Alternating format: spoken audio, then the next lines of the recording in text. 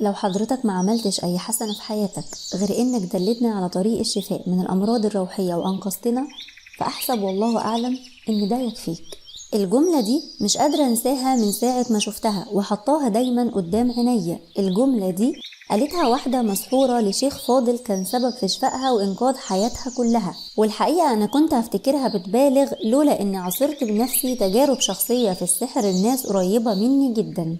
الجملة دي لو سمعها أي مريض روحي وحد ساعده إن هو يخف هيحس هي إزاي حقيقية كده، وإزاي قدرت توصف اللي جوانا بالشكل ده. السحر أو المس أو الحسد ممكن يوصل شخص للانتحار عادي جدا، ممكن يهدم أسرة كاملة بكل سهولة، ممكن يخلي إنسان عاقل جدا يمشي مجنون في الشارع. ومع الأسف انت ممكن حياتك كلها تتدمر بسبب السحر أو المس أو الحسد وانت مش عارف السبب.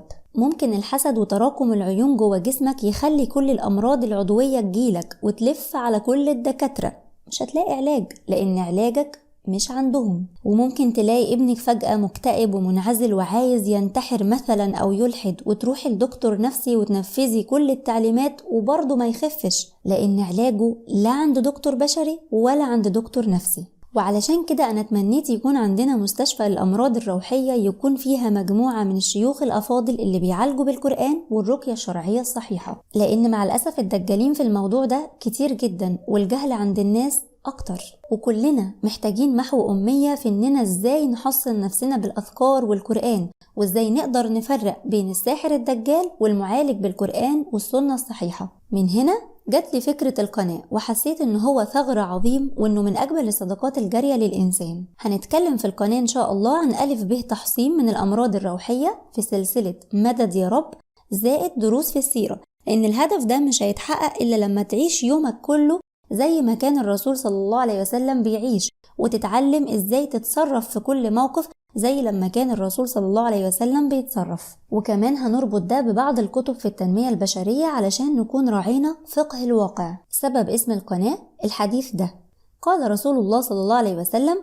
إذا أذنب العبد نكتت في قلبه نكتة سوداء فإن تاب ونزع واستغفر ثقل قلبه.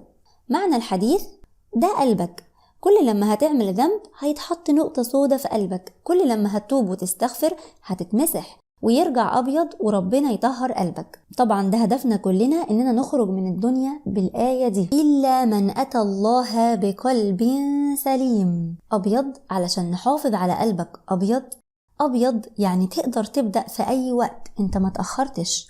أبيض ده قلبك الأبيض ودي ورقة حياتك البيضاء، اتفضل اكتب فيهم اللي انت عايزه. في آخر كل حلقة إن شاء الله هتلاقي مصادر الحلقة علشان قلبك يكون مطمن وتعرف إن كل الكلام اللي هنقوله هيكون من القرآن والسنة النبوية الصحيحة واجتهاد العلماء الأفاضل وكتير من التجارب الحقيقية.